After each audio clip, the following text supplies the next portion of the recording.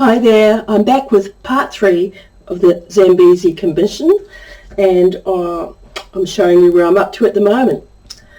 Now, this piece of fabric laid out on the table at the moment, I actually printed on a video a few weeks ago demonstrating how I use wet and dry techniques of printing to get different effects and changing colour. This is the stencil that I used, a very favourite stencil of mine.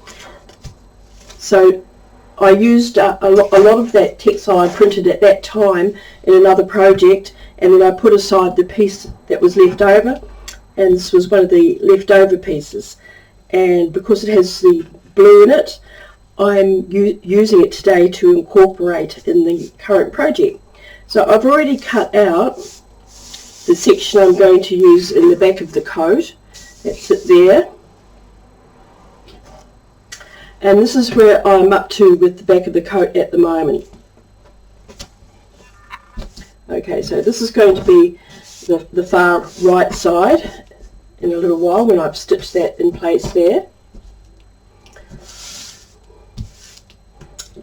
Okay, so this is some of the bleached out print on here. This is exactly the same stencil again that I've used with the bleach.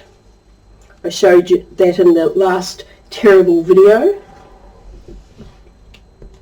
And over here, of course, is the reverse applique with the lettering. I'm just going to do a recap on that at the moment. Although I had covered it in the last video, that video was so dreadful. I'm hoping to go back over those pieces I did and be able to delete that video quite soon. Okay, so this is some of the other fabrics that I've printed in the past. I'm going to use this one, and I'm going to use this one, which is quite clearly printed on a nice cotton shirt. Now, in the last video I showed you the stencils that I used for this, the stencils that I've cut from clear plastic, acrylic plastic. Now, these sheets of acrylic that I've cut the stencils from, a few years ago when I was a cleaner and I worked in offices, I used to get heaps of binder books that were thrown into the bin, and because this acrylic plastic is great for stencil making, I just ripped off literally hundreds of A4 pages of covers off those books, and I'm working my way through them over the years, cutting stencils out of that. So this plastic cost me nothing, it was salvaged from the waste stream. Yeah, so I'm going to quickly demonstrate, because I think this is a really neat stencil, and it's really simple, and it's cheap, costing virtually nothing. I'm going to demonstrate printing on here for you right now, and then I'm going to reverse applique so that you can see how it turns out. Now, looking for my scissors, there they are, so I can cut the shoulder off there. Cut that open so I can get flat fabric to print on.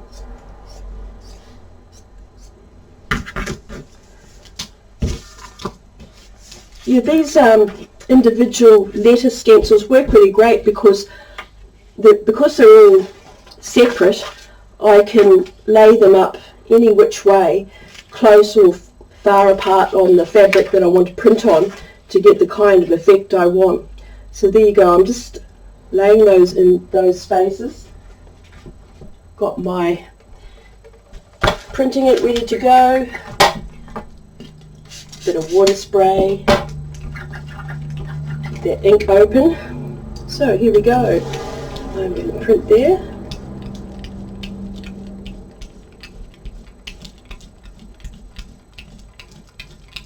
Using a slightly different blue from the original prints.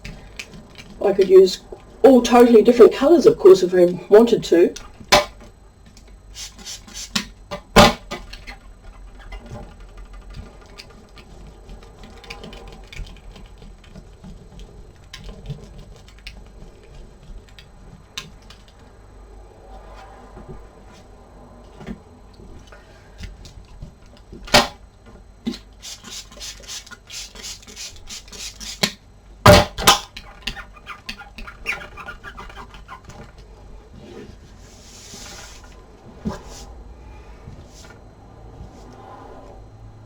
just trying to keep the work in the middle of the screen for your convenience.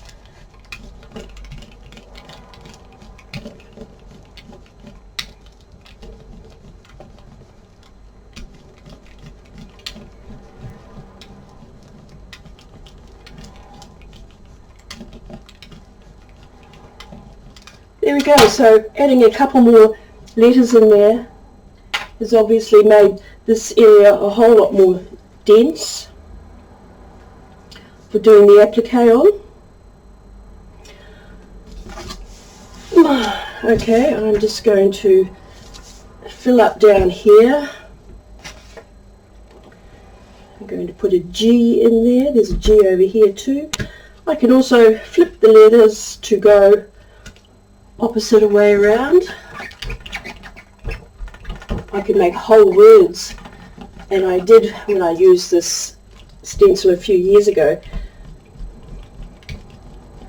In fact, I believe in the studio here, I think I still have a coat that I used this lettering on, so perhaps I should get that out and show you later on.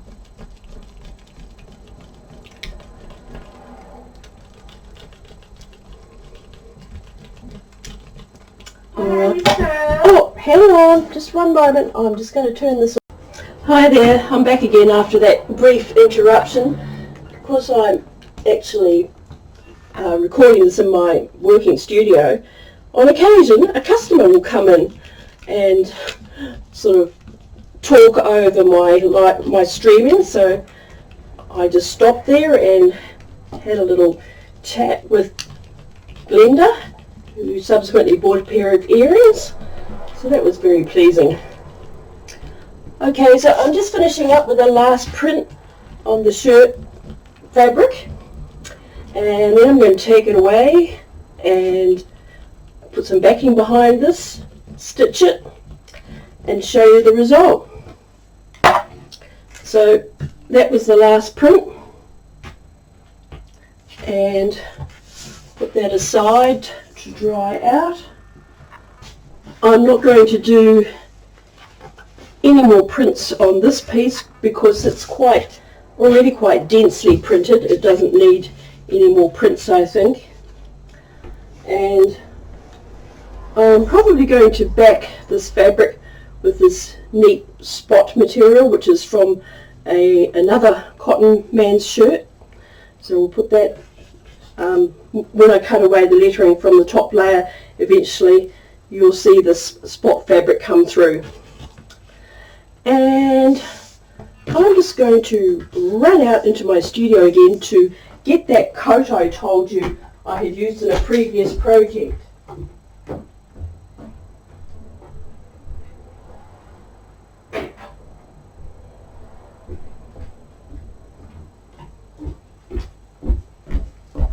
This is the coat, or one of the coats, that I originally used this lettering on, and I've used it reverse applique technique on the upper part of the coat here, and on the lower part I've just patchworked the print in various different colorways. So I'll put that on a dress model at some stage and give you a little tour around that coat, just to show you the different way that really quick and easy print can be used. I'll be back in a little while to show you the result of my reverse applique. Hi there, progress recap. This is the back. It's now complete. The other side looks completely different, the inside. All of these fabrics I've used are doubled up because they're only shirt weight fabrics, and this is a jacket, so to make it a more appropriate weight I've used all the fabrics doubled. So that's the back. Now carrying on with my reverse applique, back to the letter printing and reverse appliquing and cutting out process. So this is the spotty fabric that I said I was going to use in the background. Now I've machine satin stitched around the edges of the lettering with the red thread, and that means I can then cut away the top fabric on the inside like this, and that reveals the underneath layer.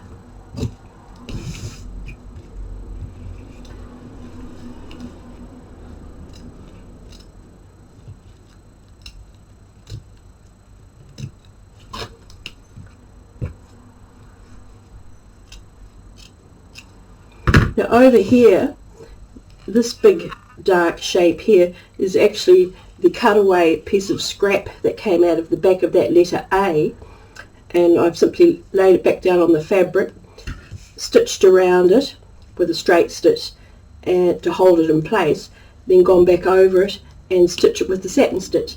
So the same with this side out of the letter A here.